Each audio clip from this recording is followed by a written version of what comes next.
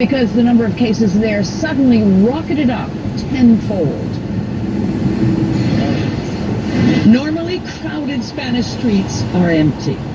The government has ordered people to stay home unless absolutely necessary.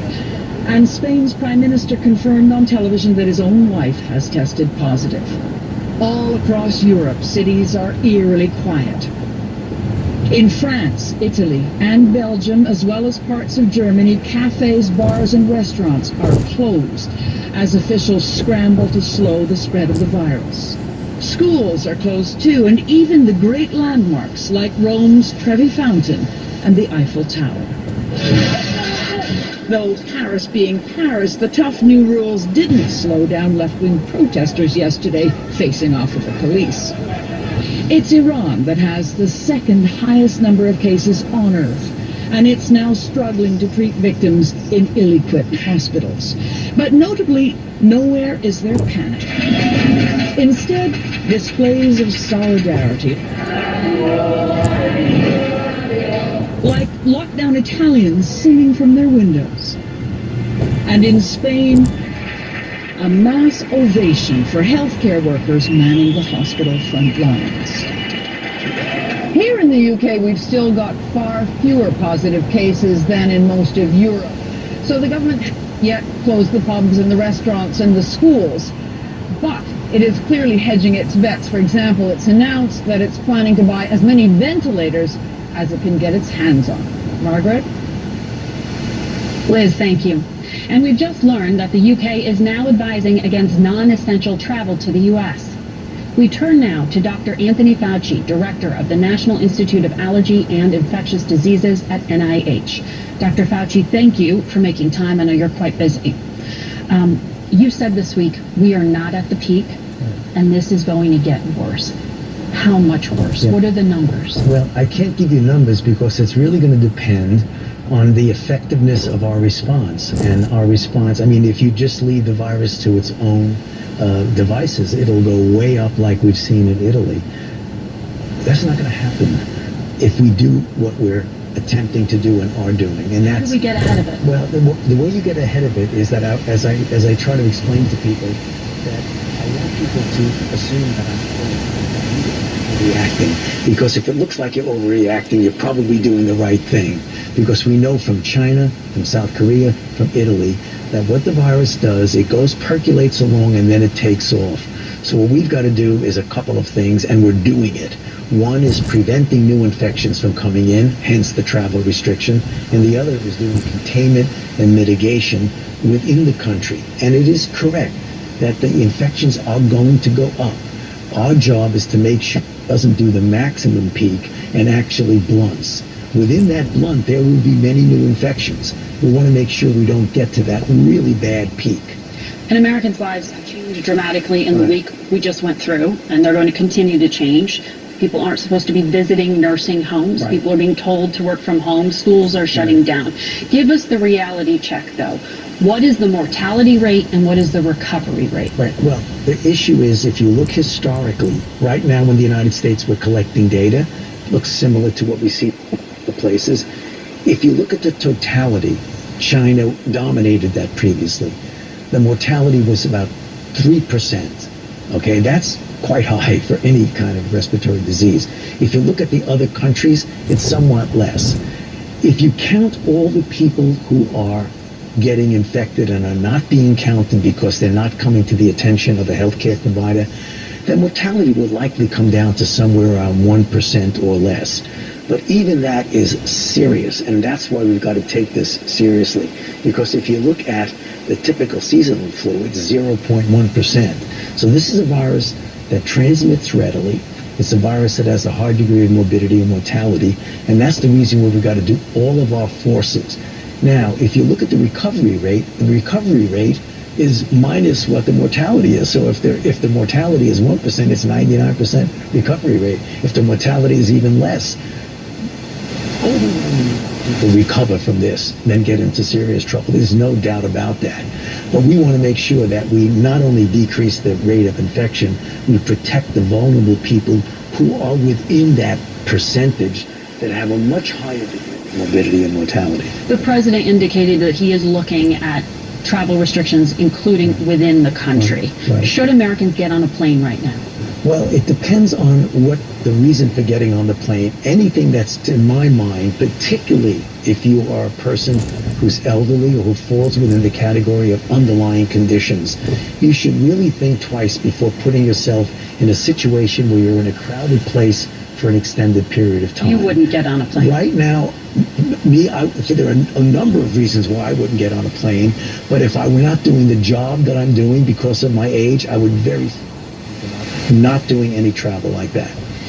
Should Americans get up and go to the office tomorrow? Well, it depends on the situation that you're in. To the extent possible, teleworking should be done to the extent that you could do it. I mean, there are some jobs you can't telework, let's be real. But if you can, you should. You should avoid crowded places. And that's the things that we've been talking about all along right now. The CDC has a nice website. You go in, you talk about the different kinds of mitigations at different levels of involvement. Don't go to crowded places. France is trying to close down restaurants and cafes and bars. Yeah. Should that happen here in the United States? Every single day we meet with the task force and we take a look at what's going on. And you don't want to make no one should ever go into a restaurant. I mean, I think that might be overkill right now, but everything is on the table. It may come to the situation where we strongly recommend. Right now, myself personally, I wouldn't go to a restaurant. I just wouldn't, because I don't want to be in a crowded place. I have an important job to do. I don't want to be in a situation where I'm going to be all of a sudden self-isolating for 14 days. For those Americans who are now returning from Europe, how do we make sure that that doesn't allow for further spread? How do you screen them? I think the issue is, if you look at what's happening now for people who are from, like, the European countries, when they get back in here, they're having an enhanced screening when they come back. What does that mean? Actually just looking at them, seeing if they're sick, giving them a piece of paper, here's a telephone number, here's what you need to watch out for these symptoms. Importantly, 14 days of self-isolation if you come from one of those countries that are on that list. Period. You come back, 14 days of voluntary self-isolation. Now, the federal government could invoke authorities to do things like quarantine. Right. Places that are hotspots, like New Rochelle, like Seattle. Right. Would you like to see that? Well, it depends on the individual circumstance. The problem, Margaret, with my making a pronouncement on what should be done, you've got to look at what the situation is at the local level. I mean, for example, in New York City, in New Rochelle, it's a very difficult situation up there. So Governor Cuomo made some important decisions, which, in my mind, looking at what he did, were the right decision. The American College of Surgeons has told hospitals that they need to prepare to cancel, particularly elective surgeries. Right. That implies that hospitals are about to get overwhelmed. Right. Yeah. Do we have the hospital capacity to deal with what is coming? And if we, what is the plan? Okay. Is it to use military hospitals? Well, first of all, again, you've got to look at what the bracket is of the possibility. If in a worst case scenario, and I don't want to scare people, that you always got to consider, there's a worst case scenario, there's a best case scenario, and there's something in the middle. We're doing everything we can to not allow that worst case scenario to happen. If it happens, which I don't think it will, see the effort that we're putting in. You don't think hospitals will be overwhelmed? No, I don't say that. It could be. But when you say that, people get frightened. But that happen. But if in fact there's a scenario that's very severe, it is conceivable that will happen. And that's the reason why you have things like strategic national stockpile for ventilators and things like that. There's concern about shortages of key supplies like that, ventilators, cotton swabs. Well, we would be unrealistic if we were not concerned that that possibility exists. Can you reassure the public that there is planning for those eventualities? I know you're saying it's the worst case. There's absolute 100%, take that to the bank. There's planning to address that. But we would be unrealistic to not pay attention to the possibility that it could happen. So millions of children across this country are looking at the possibility of not being able to go to school for at least a few weeks, possibly longer. Right. Their parents are going to try to figure out what to do with them. Right. Can they take them to playgrounds?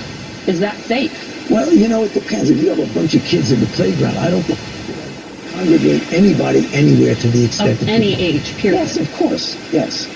Because there is that perception that if you're younger, you're not as risk. Yes, you're indeed. But if a young individual, a child, gets infected, they may do perfectly well from the physical, but they may bring it home to a person who is susceptible. So we can't discount the issue of children need also to follow certain of these rules. So if I were standing next to someone who was later diagnosed with the coronavirus, right, what do I do? Until I'm exhibiting symptoms, actually ill, before I can get a test? No. Right now, if you are in a high-risk situation, and remember, just being in the room, 6 feet apart or whatever from someone. Sitting having dinner. Yeah. Dinner's different. It depends. If you're having dinner for multiple hours with someone who has symptoms and finds out that that person is sick, that puts you in a higher risk. That's something that you really need to essentially hunker down, get a physician, call them up, get instructions. You walk into a room and you find out 3 days later that somebody in that room was infected and was asymptomatic when they were infected, your risk is very low, very low. And in the circumstance I need that test, when will it be available? I know you made the point. It's not just shipping them out, it's getting them operational. Exactly. How long before that happens? I would hope, based on what we've heard from the CEOs of the companies that are now getting involved, that they're going to be getting those tests out there in an easy way, not only to be out there, but to actually get them quite soon. They're talking within several days to a week to start to see it rev up. That means testing within several days or a week? Yeah, right. But that doesn't mean you're going to be maximum, because nothing goes from 0 to maximum. So if the companies are going to get involved, the laboratory groups that do this for a living, when they get involved, it's going to go like this, so that you're going to start seeing tests more and more available until pretty soon they're going to be quite available. But in the next day or so, you're going to find people who are going to say, I wanted to get a test. That's going to happen. But the future, as opposed to looking back, the future is going to be like this, as opposed to the inhibitions we've seen before. Several days or a week. Again, that is your time frame. See, the problem with the pinning down to days, it's going to be gotcha if you don't have it enough.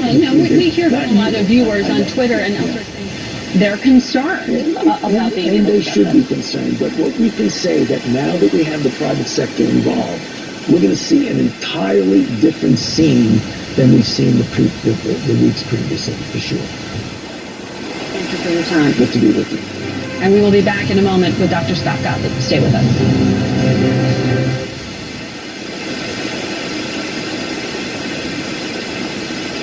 The early bird gets the worm. So during Wheel and Sprocket's early bird electric bike sale, savings on e-bikes by Trek, Electra, Reese-Muir, and more. Don't miss our early bird electric bike sale, March 6th through the 15th in Evanston and Oak Park. Enjoy your ride. Thanks for calling 1-800-GOT-JUNK. This is Sarah. How can I help? When your truck stopped in front of my neighbor's house, their flowers began to bloom. And the sun came shining through. We bring the springtime with us. I thought that was just a slogan. No, we can make it springtime anytime. You can have a clean garage and a clean yard and a decluttered house today. We work until midnight, 7 days a week, and we can be there in 90. 1-800-GOT-JUNK. Or visit 1-800-GOT-JUNK.com. You're in charge of hiring, and Indeed has solutions, like online skills tests, which let a candidate show that they're the right hire. Indeed will also give you this sticky frog, which will suddenly leap and stick the perfect hire. Yo. Back for another week, and you've been telling us sort of what to prepare for next, and I want to dive into some of that with you. You heard Dr. Fauci say they're coming, but they're not really here yet in terms of kits and to actually test if you need a test. What's the timeline? Well, I think we're going to see a dramatic increase in diagnostic capability this week. So I think by the end of the week, tests are going to be readily available. They approve tests on what we call high-throughput systems, meaning systems that do tens of thousands of tests a day inside academic labs or the large clinical labs like LabCorp and Quest. Once those facilities have those systems online, they're going to be able to process an awful lot of tests, and they'll have them online at some point this week. So by Friday, I think testing is going to be... Now, hospitals are trying to plan for the future here. How are they positioned? Are there enough medical supplies?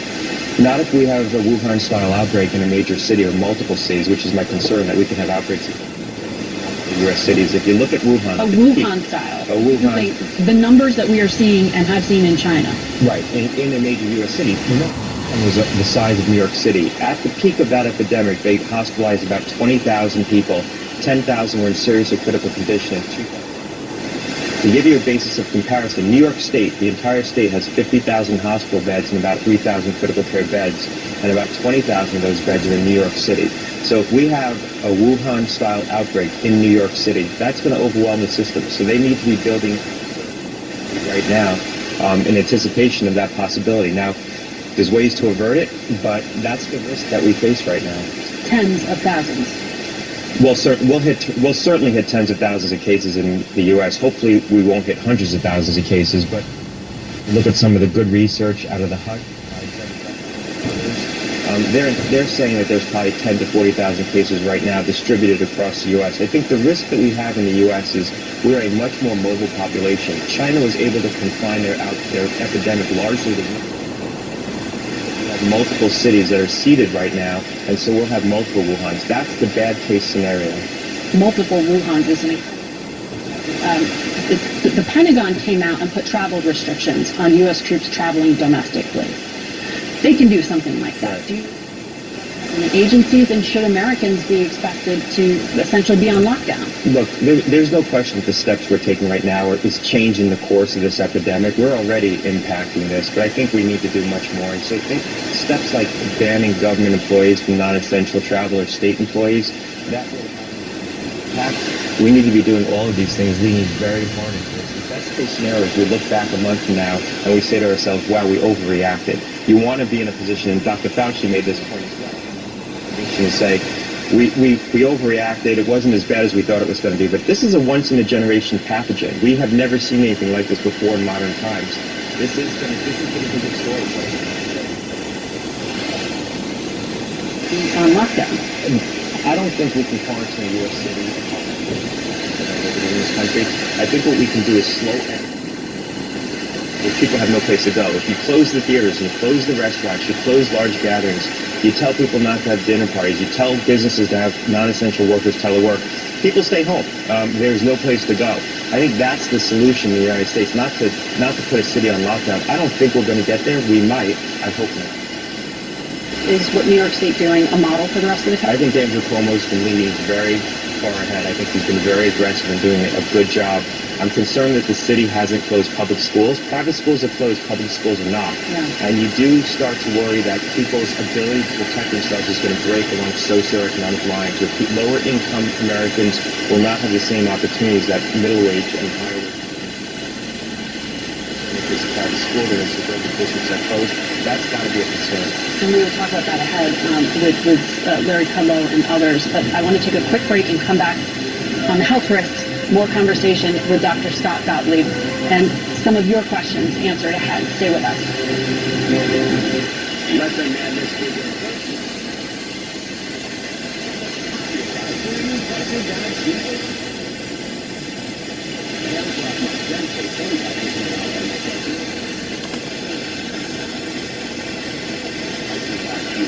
Save over 25% in North Aurora. Price for Groves vehicles River. Most likes Carol back to that being number 2403 MSRP 5620. Sales for the gray area CD.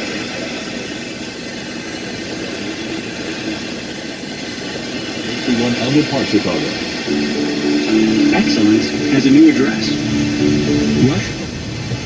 Forming 100,000 square foot healthcare facility unlike anything of its kind in the western suburbs. Located at York Road and 22nd Street, same-day primary care appointments, nearly 20 medical specialties, outpatient surgery, imaging services, lab tests.